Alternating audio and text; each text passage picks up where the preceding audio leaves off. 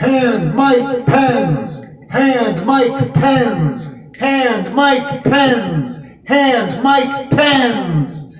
Ladies and gentlemen, thank you for joining us on the inaugural edition of everyone's favorite YouTube sensation, Hand Mike Pens, an examination of bad faith actors coming from a good faith argument. My name is Alan Boutier. I'm somewhat of a lefty lean and meanie, somewhat of a progressive, somewhat of a please don't call me a liberal just to make your fucking point, motherfucker. And this is Hang Mike Pence. Oh, I'm sorry. This is Hand Mike Pens. You see, this whole January 6th debacle, this is a big misunderstanding. Nobody was chanting Hang Mike Pence. No. And I know because I was there. No, that part's a lie. In all honesty, I was not there. I know that they were chanting Hang Mike Pence from watching the historical documents that they were proudly making, like certain other groups who were sure that they would win did, but then lost, and then had all this evidence that they recorded of themselves doing crimes. So they had to face consequences. If you don't know what I'm talking about, it's Nazis. And that's just a spoiler alert, gonna come up from time to time here on Hand Mike Pens. From the title, from my introduction thus far, hopefully we're understanding that my goal here is to examine the bad faith acts from the right wing of the American political scope. Like I said, lefty, lean, and meanie. Bernie got robbed in 2016, dude. And one of the first things that you know set my alarms off.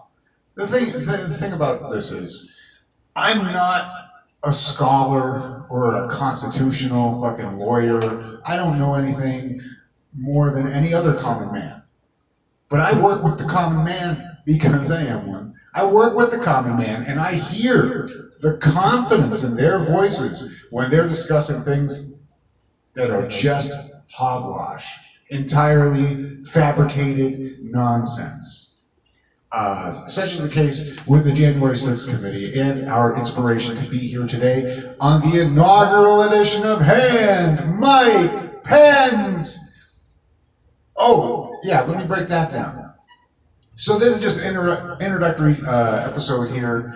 I'm actually planning to, moving forward, become one of our esteemed video essayists here on the YouTube, because obviously I ramble a lot. I can tangent and fall off track. I don't have a team writing my monologue. I don't have researchers making sure I'm saying what I mean to say. But here at Hand Mike Pens, we're examining the bad faith arguments. Like, I don't believe, my take, I find it so hard to believe that the right wing in this country actually believes the things that they say. Okay? And so that's why the name of this show is a farce. We weren't saying hang Mike Pence. We were saying hand Mike pens. Hand him pens so that he could do his job and sign off on the certification of the Electoral College votes. Hand Mike Pens. You misunderstand, you liberals. You always assume the worst of all of our Nazi sympathizers. And I know I'm throwing that word around a lot. But guys, if you strictly divided the country based on who self-identifies as Nazis and who doesn't, there are very fine people on both sides.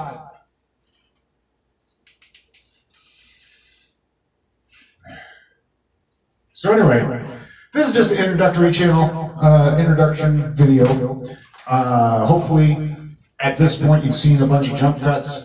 Previously, Angry Alan Boutier, I have vehemently argued against the YouTube style of jump cuts to save time, to make the video shorter. I'm an old school VHS editor. So for me, I like my shit to either be completely jumpy and like a video collage, or for it to make linear sense. So anyway, I got just I have some topics. We're not going to talk about these topics, but what I'm going to do here is I'm going to outline topics that we will be covering on upcoming episodes of Hand Mike Pens. So in no particular order, we're going to just start from the top here, and we have the Blue Lives Matter, or the blue flag is what I wrote, and that means the thin blue line flag, and that means the Blue Lives Matter flag, the whole thing. And I'm sure we're going to get into a lot of hypocrisy with the police, specifically here at the top of the program. January 6th is the topic on my mind, because the committee has just started their public fucking thing, and I'm dealing with people at work who are so dismissive of the entire process, but they have their noticers. So one of my coworkers referred to the committee as a clown show, and I said that I thought January 6th was more of the clown show, but with like a bunch of violence. To which my coworker responded, asked me, what is violence? Was it violence when the police shot that woman? Referring to Ashley Babbitt, the patriot. And I shouldn't have said that last part. I don't really mean to personally disrespect anybody. I feel like bad for you, really, especially Ashley Babbitt, for having been shot to death for this cause. But she did not comply. She had ample opportunity to not attempt to gain entry through a broken window while there was a gun pointed at her, with a police officer holding that gun and instructing her not to climb through the broken window, or else she'll be shot. Compare that to Breonna Taylor, Tamir Rice, Philando Castile, the list goes on and on. And the right-wing argument never, ever, ever varies from should have complied, had a past history, should have complied.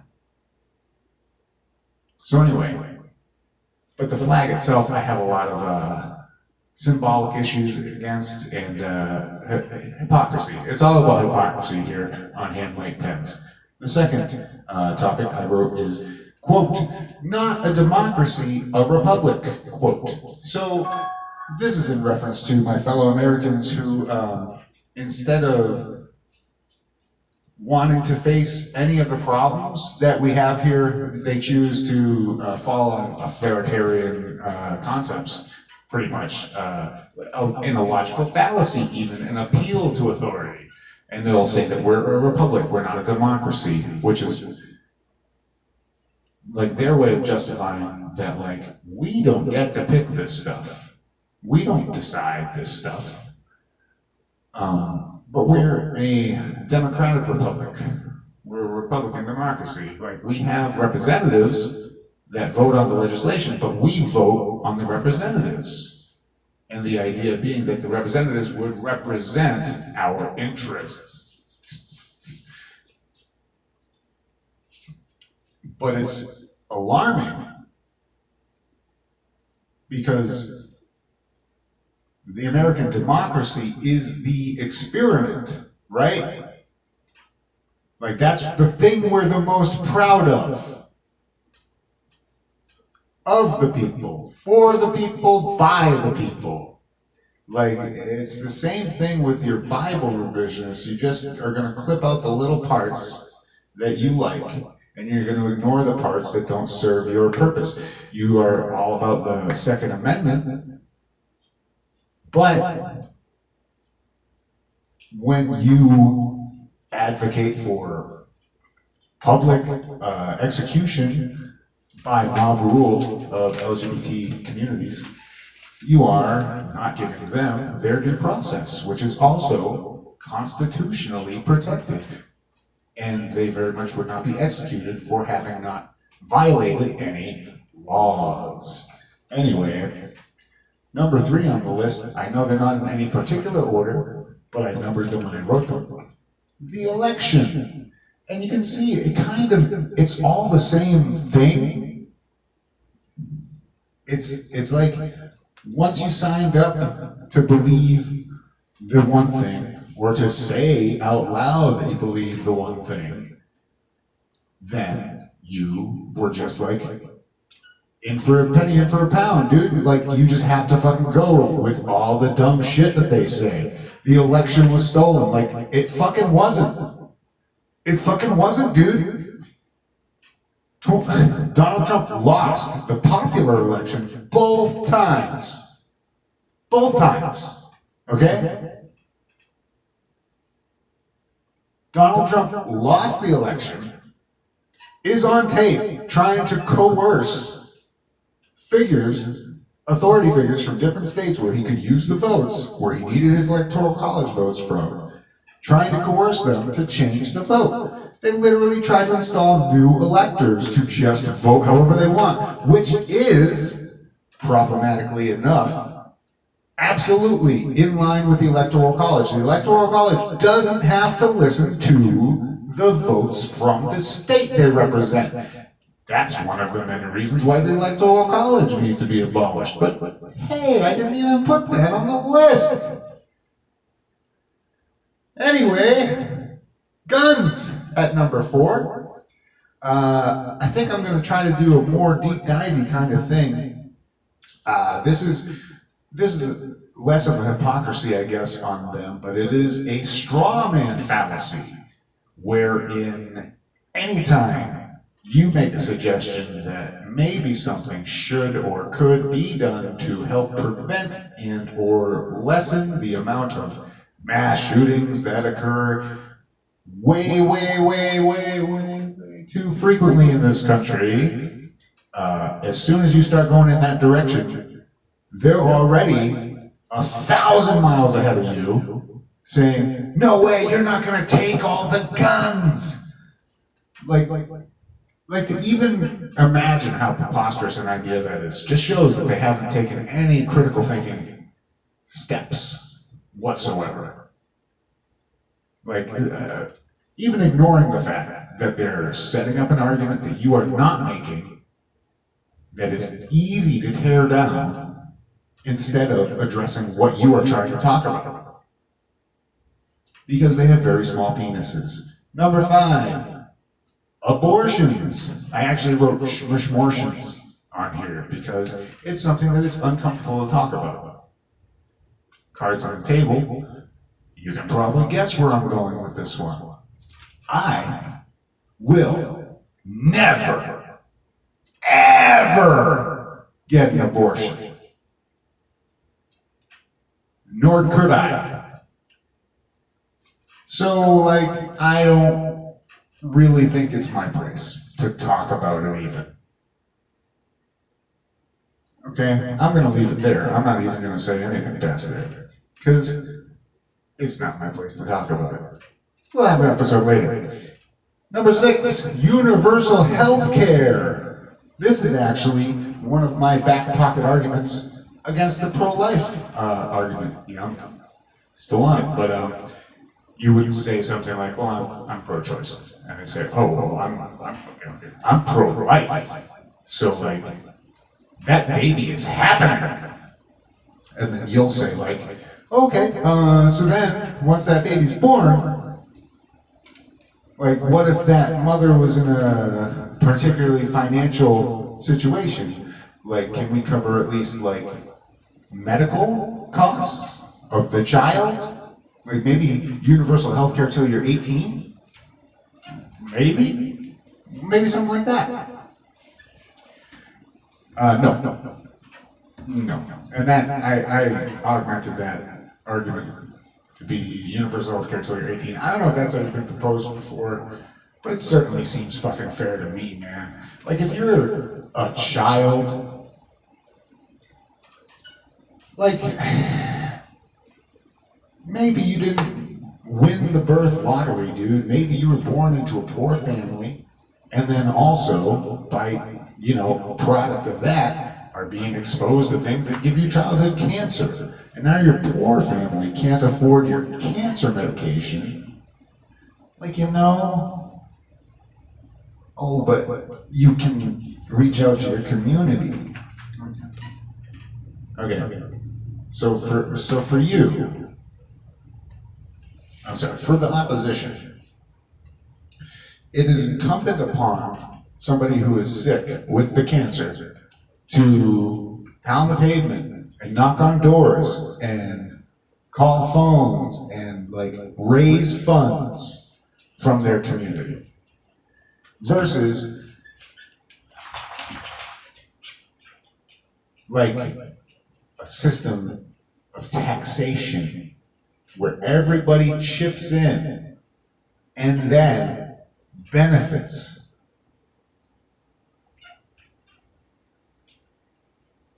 Okay, moving on.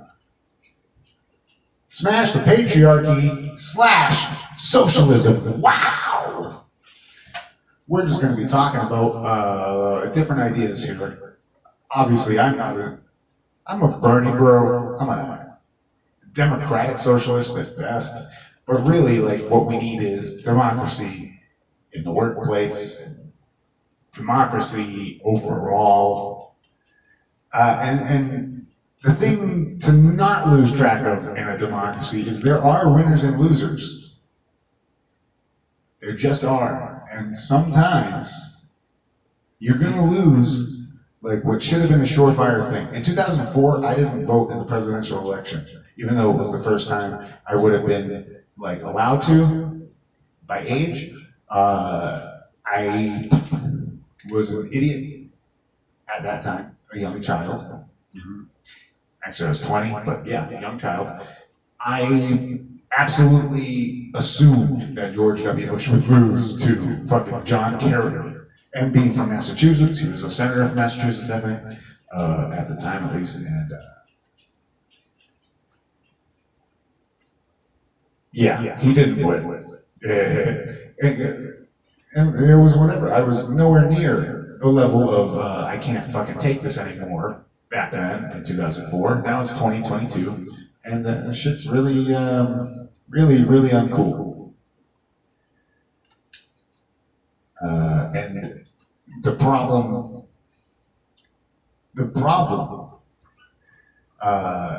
is capitalism. Maybe not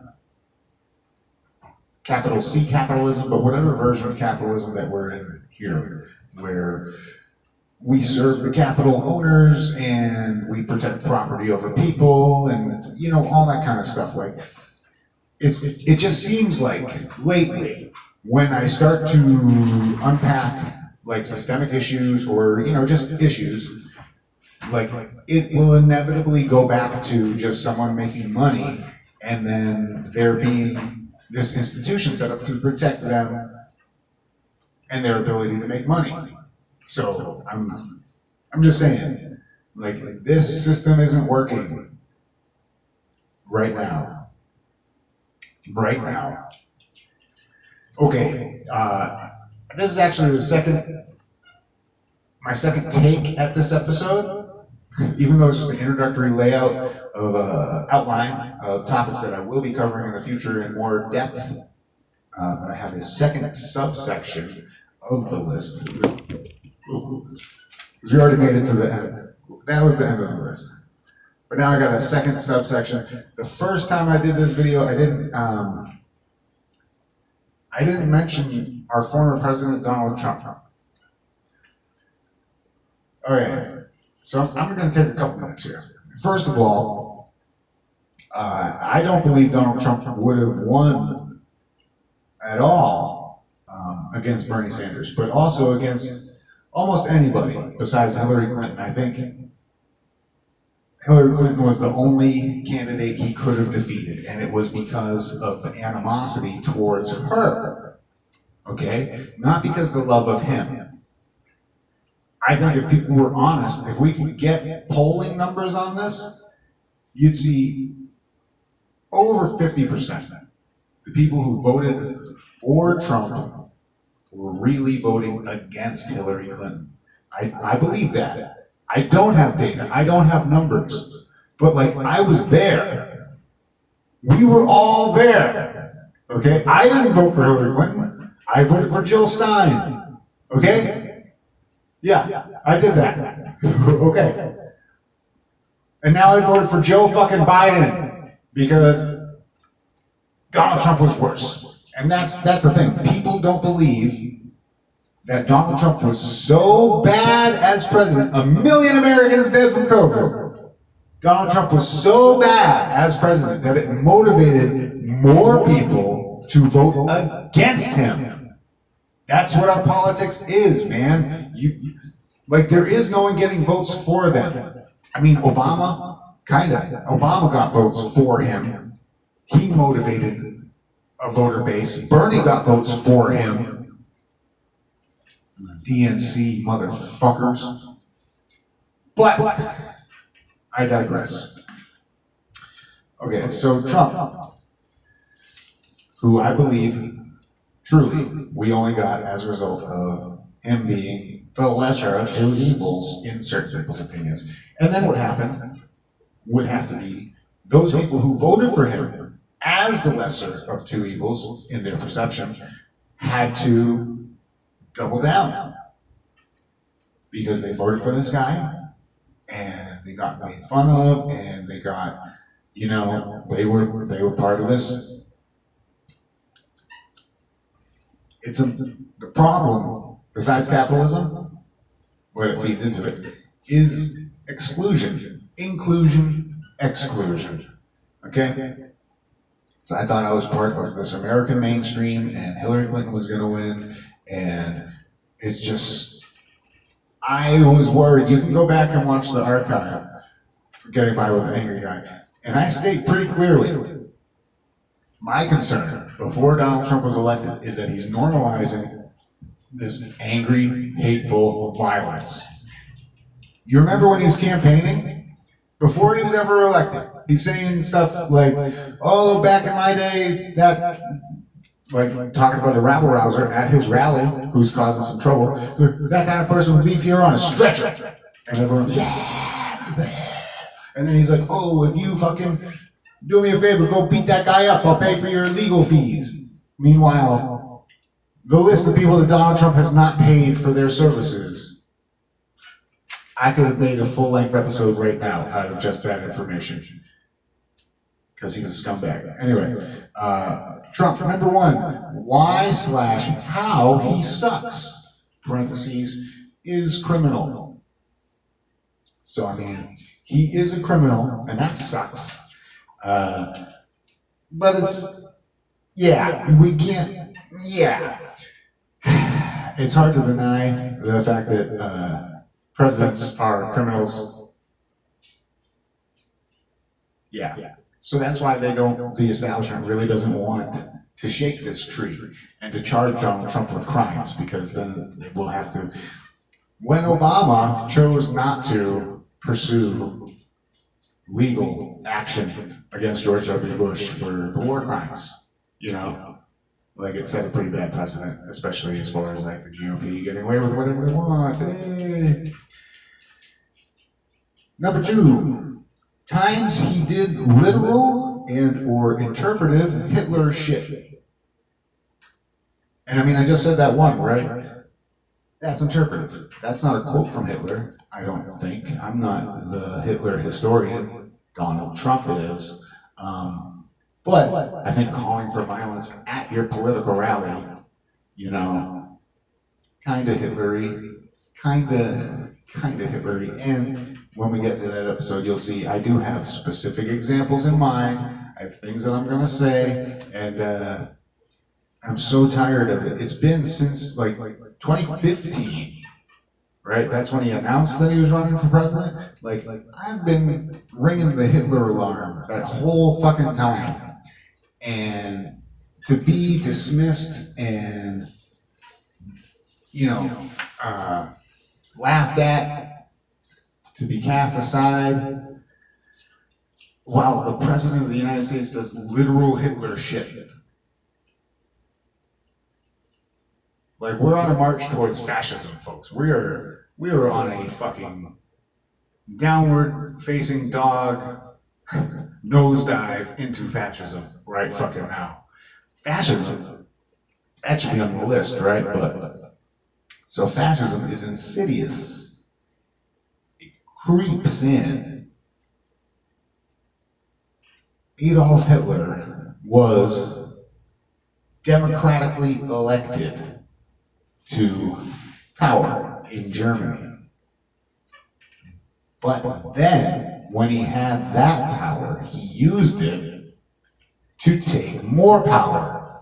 And when you think about it, that is what Trump tried to do on January 6th. He had power, and with that power, he tried to take more power. He tried to overthrow the democratic election of the President of the United States and insert himself as an authoritarian dictator who is a serial rapist. He was elected to run our country like a business. He's gone bankrupt in business a half dozen times. He called the veterans and the fallen soldiers of World War I suckers and losers. Get fucked. Now all your supporters, you want to say, let's go Brandon. Do you even remember how upset these people would get when you said fuck Donald Trump because you're disrespecting the president?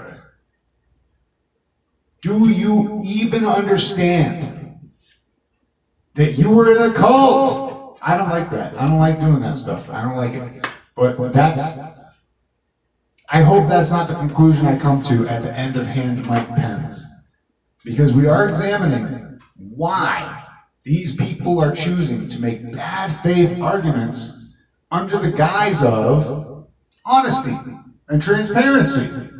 It's not honest or transparent. I don't understand what's going on. Why do you think that Joe Biden is controlling gas prices?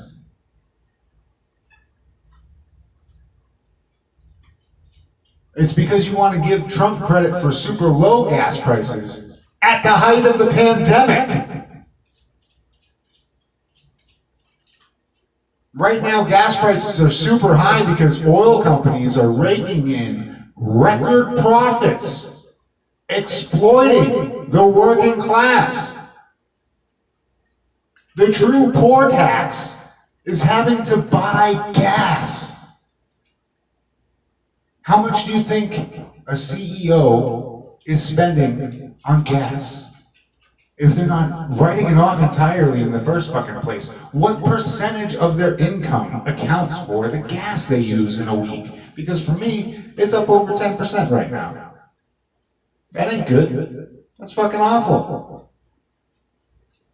I just pulled that number. I don't fucking know. I'll have a number if we get to that episode. I gotta write that down. Oil. Fucking oil. And you know, man, I think I'm also going to talk about pop culture a little bit, because one thing that's super frustrating to me, and I just kind of scratched it there. So oil, fighting against oil is like crunchy. It really, it's been connotated with like crunchy hippie shit, okay? And hippie shit for decades, you know, not surprisingly, because they are a little bit against the mainstream, what the government wants to do.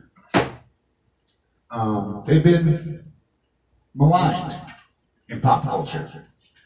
And other characters, other figures in pop culture are lifted up and imitated because they're entertaining. That's like the Donald Trump thing. He was an entertaining personality, but he was in no way fit to be president, okay? So, the pop culture argument, we'll get there, but basically my thesis is like Al Bundy, Eric Cartman, Archie Bunker, these are not role models. These are antithetical role models. They're there to show you bad ideas and principles and people. And when you adopt these characteristics, and these are not even like anti-hero characters, they're antagonists, you know? Life isn't fiction. We don't need antagonists. We don't need people to just work against progress for the sake of fighting progress. Why you do this? Anyway, really got the ball rolling today, folks, and I'm very excited to move on to our next episode, probably in a week or so, but we'll see. I'm also doing this as a backdoor. I'm trying to get comfortable talking with a microphone. I intend to do stand-up comedy in my downtime because I hurt myself wrestling, so I'm not wrestling right now, and I am also going crazy because I work in a labor union that is filled with right-wing extremists. So thank you for joining us here on the inaugural edition of Hand Mike Pens. Remember what we always say, I was just trying to hand him pens so he could do his job. What we always say is QAnon, conservative, Nazi sympathizers are full of shit. Thank you.